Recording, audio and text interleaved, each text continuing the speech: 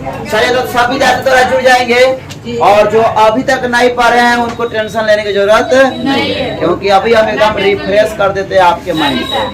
ठीक, परागन क्या है इसको थोड़ा समझेंगे ध्यान से। हेलो, क्या लिखा हुआ है यहाँ पर? परागन। ये परागन होता क्या है, बहुत ध्यान से आप समझने की कोशिश कीजिएगा। देखिए, परागन का मतलब होता है, आपको पता है कि पौधों में जो नर भाग होता है उसे पुंकेसर कहा जाता है। नर जननांग होता है जिसे क्या कहते हैं? पुंकेसर। और एक मादा जननांग होता है जिसे कहते हैं स्त्री केसर। और समझिए कि पुष्पी पौधा में एक अंग होता है जिसका नाम है परागकोश। क्या नाम है? परागकोश। और इस परागकोश में क्या पाया जाता है, आपको पता है? क्या पाया जाता है? परागकण। तो अब याद रखेंगे, जब परागकोश से निकलने वाला परागकण, बहुत ध्यान समझेंगे, जब परागकोश से निकलने वाला परागकण किसी भी माध्यम से उसी पौधे के या किसी दूसरे पौधों के वर्तिकाग्र तक अगर पहुंचता है तो उस क्रिया को परागन कहा जाता है। क्या समझे? जब परागकोश से निकलने वाला परागकण, ठीक, किसी भी माध्यम से जब वर्तिकाग्र तक पहुंचता है तो उसे हम क्या कहते हैं? उसे परागन कहते हैं। अब ध्यान यहाँ पर आप देंगे, यह जो परागन में आप क्या देखें, तो परागकोश से निकलने वाला परागकण कहाँ तक पहुंच गया? वर्तिकाग्र तक पहुंच गया। कहाँ पहुंच गया? वर्तिकाग्र तक पहुंच गया। बस यही होता है। और पहुंचने का कोई भी माध्यम हो सकता है। यह माध्यम हवा हो सकता है, यह माध्यम कीट हो सकता है, यह माध्यम जल हो सकता है, यह माध्यम आपका चमगादड़ हो सकता है, यानी कोई भी माध्यम हो सकता है। अब सवाल है कि यह जो परागन है, यह परागन दो रूपों में होता है। कितने रूपों में होता है? दो रूपों में। इसके दो प्रकार है। कौन कौन? एक है आपका स्वपरागन और दूसरा क्या है? परपरागन। बहुत ध्यान से समझेंगे। देखो, नामे है स्वपरागन, यानी खुद से।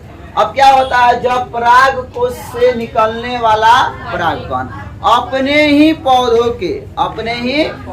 के वर्तिकाग्र तक अगर पहुंचता है तब उसे हम क्या कहेंगे? स्वपरागन कहेंगे। क्या कहेंगे राजा? स्वपरागन। क्या समझे? जब परागकोश से निकलने वाला परागकण अपने ही पौधों के पुष्प के कहाँ वर्तिकाग्र तक पहुंचता है तो उसे क्या कहेंगे? स्वपरागन कहेंगे। चलिए, दूसरा क्या हमारा? पर का मतलब होता है दूसर कोई। ठीक, तो क्या होता है? परागकोश से निकलने वाला परागकण जब किसी दूसरे पुष्प के वर्तिकाग्र तक पहुंचता है तब उसे हम क्या कहते हैं? परपरागन कहते हैं।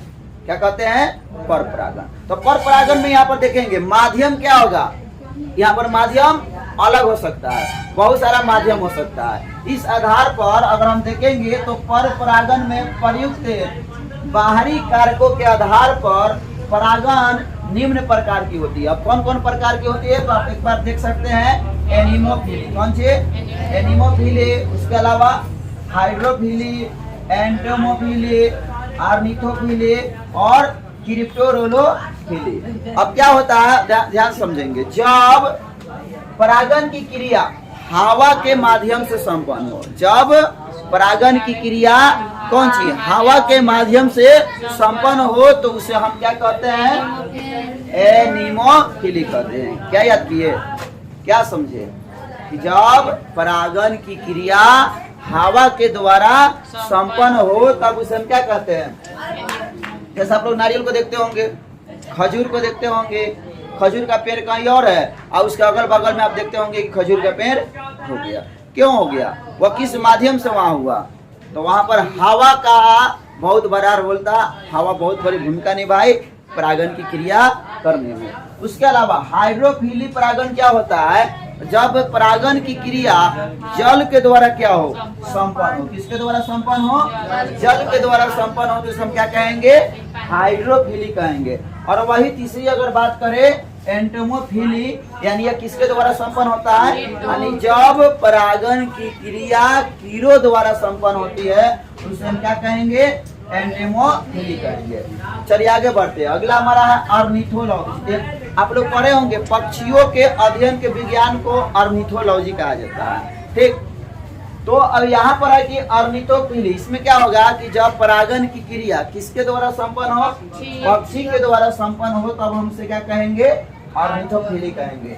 और पांचवा में अगर बढ़ते हैं क्रिप्टोरोफिली, ये क्या होता है, चमगादड़। किसके द्वारा, चमगादड़ के द्वारा जब परागन की क्रिया संपन्न हो तब उसे हम क्या कहेंगे, क्रिप्टोफिली। चलिए अब आपसे सवाल कैसे पूछा जा सकता है। आपसे अब सवाल एग्जाम में पूछा जाएगा कि जब परागकण पौधों के वर्तिकाग्र तक पहुंचता है तब उस क्रिया को क्या कहते हैं, क्या कहते हैं उस क्रिया को, परागन कहते हैं। क्या कहते हैं, पूछ देगा आपसे ऑब्जेक्टिव में कि बताइए कि यदि परागन की क्रिया हवा के माध्यम से संपन्न हो तो उसे क्या कहते हैं। चार ऑप्शन दे देगा, एनिमोफिली, हाइड्रोफिली, एंटोमोफिली, इनमें से कोई नहीं। तो आंसर क्या हो जाएगा, हवा के माध्यम से। क्वेश्चन को पढ़िए तो क्या हो जाएगा, एनिमोफिली। तो पूछने का कई तरीका हो सकता है। पूछने का तरीका ये भी हो सकता है कि बताइए कि चमगादड़ के द्वारा होने वाले परागन को क्या कहा जाता है। तो क्या कहा जाएगा उसको, परागन कितने प्रकार की होती है, दो। कौन कौन, स्वपरागन और परपरागन। चलिए अगर सवाल अगर ऐसे आए कि जब परागकोश से निकलने वाला परागकण किसी दूसरे पौधों के वर्तिकाग्र तक पहुंचता है तब उस परागन को क्या कहते हैं, स्वपरागन या परपरागन। तो क्या हो जाएगा, परपरागन। तो सवाल कैसे भी पूछे जवाब आपको पता होना चाहिए। कैसे पता होगा, इसको ले जाइएगा घर पर और छानी पर बिक दीजिएगा, शाखा पर बिक दीजिएगा, और फिर कल क्लास होगा तो उठाइएगा और लेकर चलिएगा।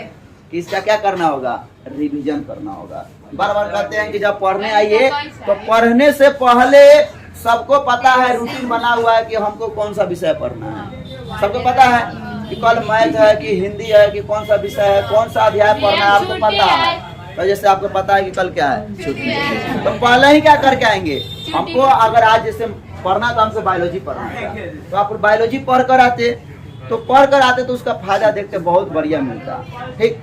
अब इससे सवाल अगर पूछा जाएगा तो आप बता सकते हैं ना, क्यों बता सकते हैं, क्योंकि आज इसके बारे में पढ़ लीजिए। लेकिन कब, इसको आप घर जाइएगा, इसका फेयर कर लीजिएगा, तब फिर कल आइए तो इसको एक झलक देख लीजिए। और कॉपी में आपका नोट रहेगा तो एग्जाम के समय क्या कीजिए, एक बार उसको अगर पलट लीजिएगा तो मात्र थोड़ा सा 3 घंटा वाला क्लास 3 मिनट में आपको क्या करेगा, याद करा देगा। तो चलिए, परागन वाला बीमारी हमको नहीं लगता है कि खत्म ना हुआ हो, दिक्कत नहीं ना होगा इसमें।